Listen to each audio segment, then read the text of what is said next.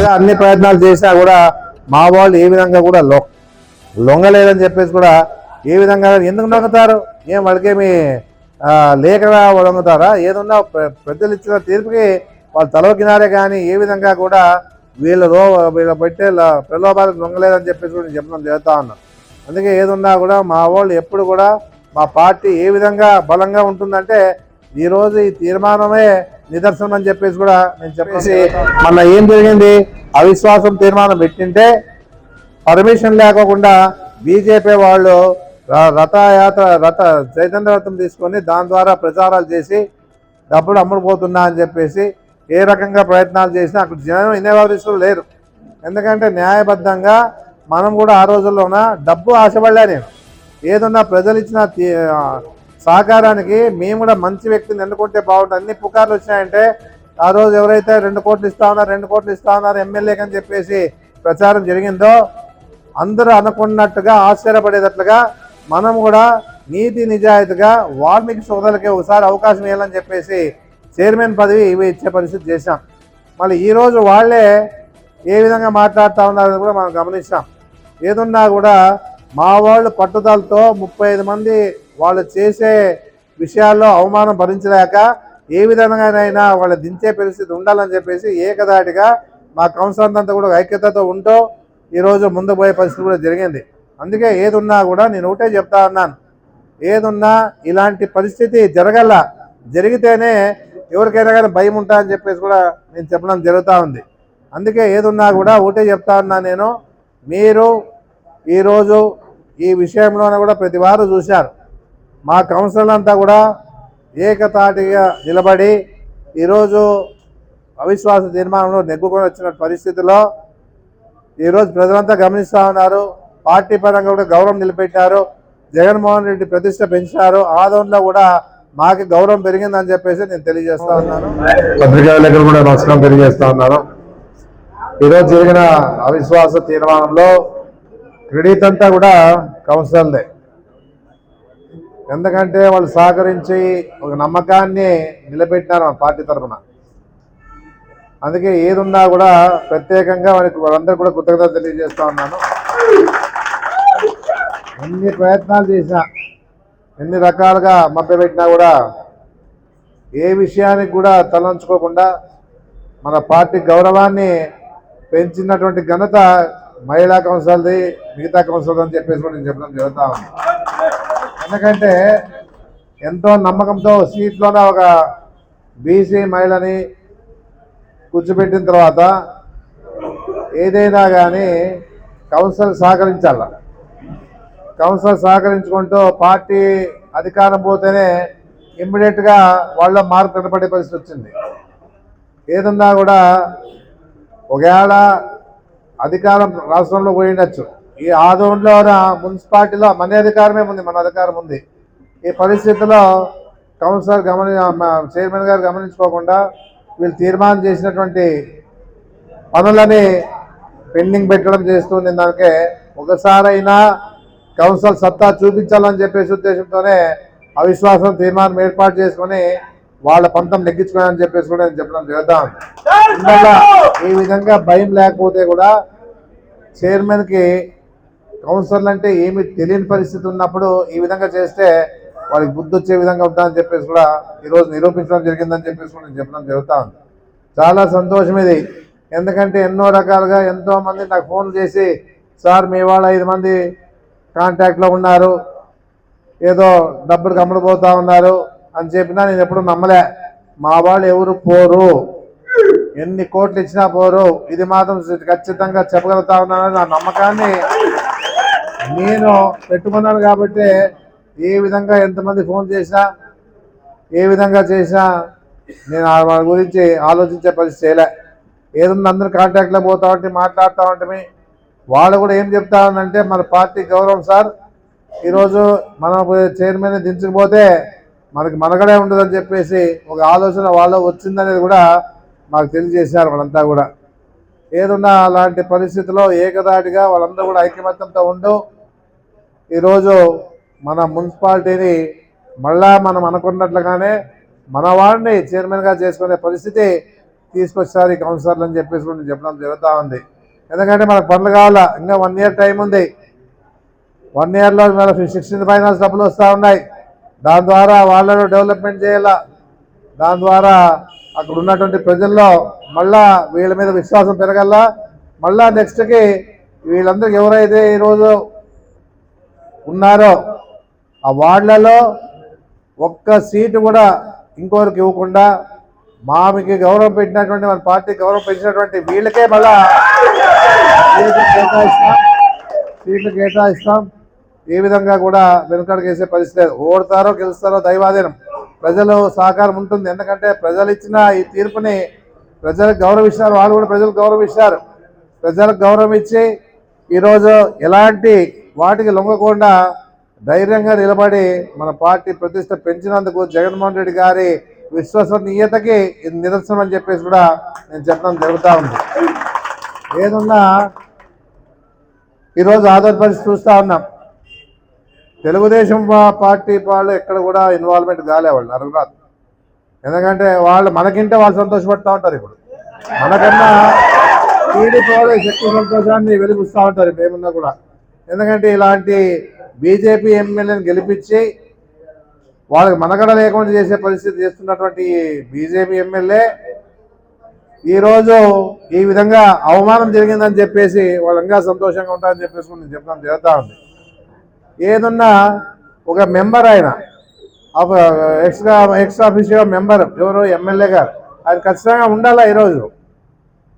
ఎందుకంటే ఉంటే మా సత్తా ఏమో, మా పార్టీ నాయకుల కౌన్సిలర్లు సత్తా ఏమో చూపిస్తామని చెప్పేసి చెప్పడం జరుగుతాం.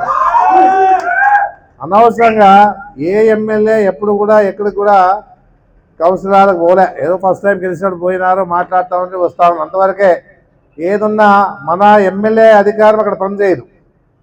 అది తెలిసి కూడా ఆయన ఎప్పుడు కూడా ఆ కౌన్సిల్ హాల్కి పోయి కౌన్సిల్ కూర్చోబెట్టి మాట్లాడి తన పనులు చేసుకోవడానికి, తన ఆదాయాన్ని చూసుకోవడానికి ప్రయత్నం చేశాడు. కానీ ఏ రకంగా కూడా వాళ్ళలో అభివృద్ధి చేయాలని చెప్పేసి ఆలోచన చేయలే. మళ్ళీ అందరూ చెప్తా ఉన్నాడు, మీరు మన పోతూ చెప్పిపోయినాడు 4 కోట్లు తీసుకొచ్చా అని. దానికి ప్రూఫ్ చూపించండి అంటే చూపించే పరిస్థితి లేదు. ఎందుకంటే ₹1 కోటి వచ్చాయని అందరికీ తెలుసు. ఆ ₹1 కోటి ఏమైందో కూడా తెలుసు. ఏ విధంగా దాన్ని దిగమింగినారో అందరికీ తెలుసు. ఏదున్నా అక్కడ ఉన్నటువంటి కౌన్సిలర్కి ఆ వచ్చిన ₹1 కోటి తలాకి ₹10 లక్షలు ఇచ్చినా కూడా ఆ వార్డులో డెవలప్మెంట్ చేసుకోవడానికి అవకాశం ఉండే. సిల్ట్ తీస్తాడు. సిల్ట్ ఎవరికి కావాలి? సిల్ట్ ఎట్లా ఎండాకాలం ఈ టైంలో మామూలుగా మన మున్సిపాలిటీ ఫండ్స్ ద్వారానే ఆ సిల్ట్ తీస్తారు. ఏం ప్రాబ్లం లే. ఎక్కడ సిల్ట్ తీసారో తెలియదు. ఇంత మీడియా ఉంది, పత్రికా విలేకరులు ఉన్నారు, అన్ని పార్టీలు ఉన్నాయి, సిల్ట్ ఎక్కడ తీసా అని చెప్పేసి కూడా అడగలేని పరిస్థితి ఆదోని ఉన్నటువంటి వాళ్ళు ఉన్నారని చెప్పేసి చెప్పడం జరుగుతూ ఉంది. ఏదున్నా కూడా ఆయన వచ్చిండేదేమి వలసలు ఏ విధంగా పోయి సంపాదించుకొస్తారో వలస పక్షిగా వచ్చినారు, సంపాదించుకుంటాడు, పోతాడు. అంతేగాని ఏ రకంగా కూడా ఆదోని డెవలప్మెంట్ చేసే పరిస్థితి లేదు. ఎందుకంటే 10 నెలలుగా చూసాం. ఆ 10 నెలలలో ఆయన మీటింగ్లు విన్నారే తప్ప ఏ ఒక్కటి కూడా ఆదోనిలో డెవలప్మెంట్ చేస్తామనే ఆలోచన ఆయనకు రాలే. ఎందుకంటే మన ఆదోని ఇక్కడే పుట్టినాం, ఇక్కడే పెరిగినాం, ఇక్కడే చదివినాం. కాబట్టి మనం ఏమని చేస్తామన్నా అంటే మనకి అభిమానం, మన ఆదోని బాగా అభివృద్ధిలోకి తీసుకోవాలని చెప్పేసి ఆ ఉద్దేశంతో 3 సార్లు ఎమ్మెల్యేగా ఆదోని ప్రజలు గెలిపించిన తర్వాత నేను ఏ విధంగా కూడా పనులు చేయలేదు అని చెప్పే పరిస్థితి లేదు. రాజశేఖర్ గారు ఉన్నప్పుడు బాగా పనులు చేశాం. రాజశేఖర్ గారు ఉన్నప్పుడు కూడా ఆ రోజుల్లో సమ్మర్ స్టోరేజ్ ట్యాంక్ డబ్బులు రిలీజ్ చేసి పని చేశాం. ఆ రోజు ఉండే పరిస్థితిలో రాజశేఖర్ గారు వచ్చినప్పుడు పెద్దతంలో సమ్మర్ స్టోరేజ్ ట్యాంక్ ఇచ్చినాడు. ఉరుకుందలో అప్పుడు సమ్మర్ స్టోరేజ్ ట్యాంక్ ఏర్పాటు చేశాం. అదే కాకుండా బైపాస్ రోడ్ ఏర్పాటు చేశాం రాజశేఖర్ కాలంలో. ఆ రకంగా అన్ని ఏరియాల్లోన మనకు వచ్చిన మున్సిపాలిటీ ఫండ్స్తో అన్ని సిమెంట్ రోడ్లు కూడా ఏర్పాటు చేసాం. శంకర్ నగర్ కానీ, వాల్మీకి నగర్ కానీ, తర్వాత ఎన్ని క్రాంతి నగర్ కానీ, ఈ రకంగా అన్ని వాళ్లలో ఎక్కడెక్కడైతే ఆ రోజుల్లో డివైఎఫ్ఐ ఫండ్ ఏదో ఫండ్స్ ఉన్నప్పుడు బ్రిటిష్ ఫండ్స్ దాని ద్వారా చేయగలిగినాం. అవకాశం తెలుగుదేశం వాళ్ళు చేసుకోకపోతే మనం అవకాశాన్ని తీసుకొని అది మొరుగున పడిన దాన్ని బయటకు తీపిచ్చి ఆ కార్యక్రమాలన్నీ చేసి నీళ్ళు ఇబ్బంది లేకుండా కలవాయిలో కూడా పైప్ లైన్ వేసి రోడ్లు వేసి అన్ని రకాలుగా మనం డెవలప్ చేసే పరిస్థితి ఆ రోజుల్లో ఉంది. ఈ రోజుల్లో కూడా జగన్మోహన్ రెడ్డి చింతలు కూడా మనమే ఊరికే కాలే. ఏదన్నా ఆ రోజుల్లో రాజశేఖర్ గారు బ్రిడ్జ్లు కూడా మనకి శాంక్షన్ ఇచ్చాడు ఆ రోజుల్లో. జగన్మోహన్ రెడ్డి వచ్చిన తర్వాత కూడా డెవలప్మెంట్లో భాగంగానే మనకి మెడికల్ కాలేజ్ రాని పక్షంలో మనం పోయి కూర్చొని జగన్మోహన్ రెడ్డి గారితో మాట్లాడి 4,75,00,000తో మెడికల్ కాలేజ్ తీసుకొచ్చినాం. అదే కాకుండా బైపాస్ రోడ్ 3 చోట్ల బైపాస్ రోడ్ వచ్చింది సార్. ఇంకొక గ్యాప్ మిగిలింది. ఆ గ్యాప్ను కంప్లీట్ చేయమంటే సెంట్రల్ గవర్నమెంట్తో మాట్లాడి సెంట్రల్ గవర్నమెంట్ నివేదికలు పంపించి దాని ద్వారా పార్లమెంట్లో తీర్మానం చేసి దాన్ని మనకి ఈరోజు దాదాపుగా 260 కోట్లతో మనకు శాంక్షన్ ఇచ్చి ఈరోజు స్టార్ట్ జరిగిన పరిస్థితి ఉంది. అదే కాకుండా డిగ్రీ కాలేజ్ కోసం ఆ రోజుల్లో విద్యార్థులంతా ఎన్నో ధర్నాలు చేసి ఎన్నో రకాలుగా రోడ్ల మీదకి వస్తూ ఉంది. ఆ పరిస్థితి లేకుండా జగన్మోహన్ రెడ్డి గారి ద్వారానే డిగ్రీ కాలేజ్ కూడా ఏర్పాటు చేస్తా ఉన్నామని చెప్పించే పరిస్థితి చేశాం. బైపాస్ రోడ్ ఇచ్చాం, డిగ్రీ కాలేజ్, ఇన్ని రకాలుగా పాలిటెక్నిక్ కాలేజ్ కూడా బిల్డింగ్లు ఏర్పాటు చేశాం. ఈద్గా కూడా డబ్బులు శాంక్షన్ చేయించి ఈరోజు స్టార్ట్ చేసాం టెండర్ పిలిచి.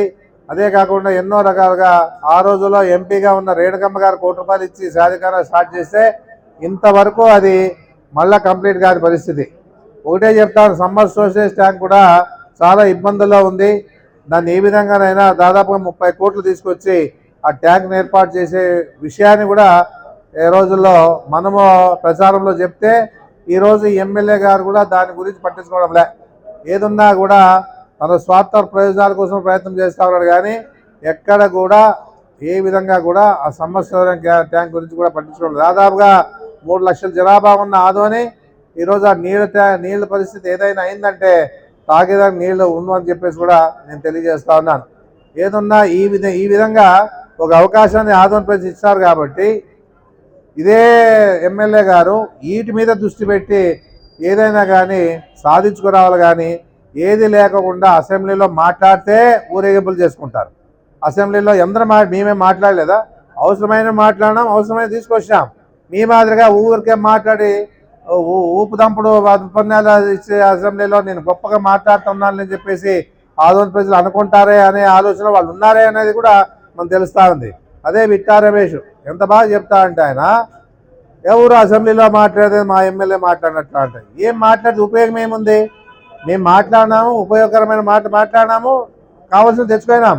మీ మాదిరిగా అనవసరమైన మాటలు మాట్లాడి ఏదో రకంగా మాట్లాడినాంలే అనిపించుకునే పరిస్థితి వాళ్ళ బీజేపీ పార్టీకి సంబంధించిన వాళ్ళు ఎవరైతే నాయకులు ఉన్నారో అలాంటి వాళ్ళు వాళ్ళ సంతృప్తి కోసము ప్రజలను మభ్యపెట్టాలని మా ఎమ్మెల్యే మాట్లాడే అసెంబ్లీలో అంటారు.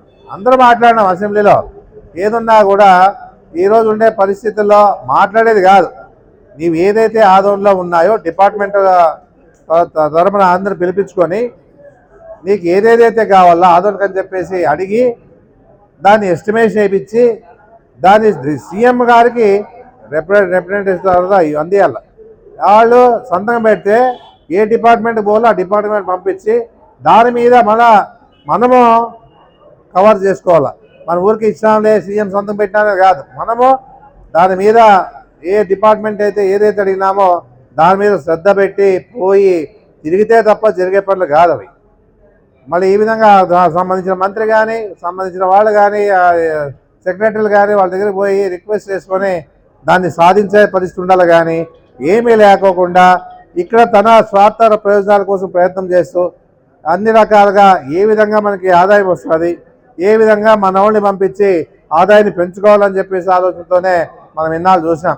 ఏమిది ఎప్పుడు లేని దౌర్జన్యాలు ఆదోళనలో బీజేపీ పార్టీకి మర్యాద లేకోకుండా, అంటే బీజేపీ పార్టీ అనేది ఒక సెంట్రల్లో ఉన్న నేషనల్ పార్టీకే గౌరవం లేకుండా ఈరోజు ఇక్కడ ఉన్నటువంటి నాయకులు చేస్తుండే తీరును చూస్తూ ఉంటే అందరూ ఆశ్చర్యపోతూ ఉన్నారు.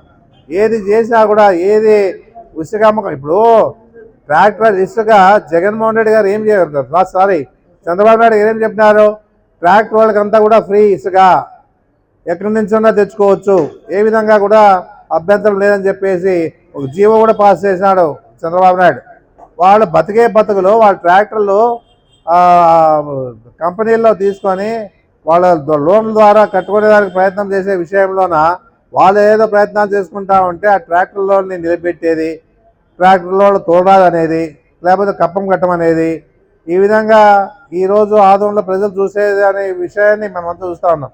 ఏ విధంగా కూడా ఏం జరుగుతూ ఉంది. అదేదో డానా కోళ్ళకు డానా వేసేవాళ్ళు ఏదో వాళ్ళ పరిస్థితుల్లో వాళ్ళు అన్ని రకాలుగా అన్ని పర్మిషన్లతో వాళ్ళు పోతా ఉంటే ఆ లారీలు నిలబెట్టి పోలీస్ స్టేషన్లో పెట్టేది. పోలీసు వాళ్ళు కూడా చెప్తా ఉన్నాను, సార్ మీకు సంబంధించిన విషయాలు ఏదైనా ఉన్నా మీ డిపార్ట్మెంట్ ద్వారా చేయండి, తప్పులే. అనవసరంగా ఒక పార్టీని పట్టుకొని ఆ పార్టీ నాయకులు చెప్పింది మీరు వింటూ పోతే మీకు తలమించిన భారం అయిపోతుంది. ఎందుకంటే ఈ రోజుతోన వాళ్ళు చెప్పినవన్నీ వాళ్ళ స్వార్థ ప్రయోజనాల కోసమే చేస్తున్నారు, కానీ మీకు ఎలాంటి డిపార్ట్మెంట్కి ఎలాంటి మీకు అవకాశాలు లేవు. ఏదున్నా వాళ్ళ స్వార్థ రాజకీయాల కోసం మిమ్మల్ని వాడుకొని మీ ద్వారా కార్యక్రమాలు చేసి వాళ్ళ లబ్ధి పొందే ప్రయత్నాలు చేస్తూ ఉండే పరిస్థితి కూడా ఆదంలో జరుగుతూ ఉంది.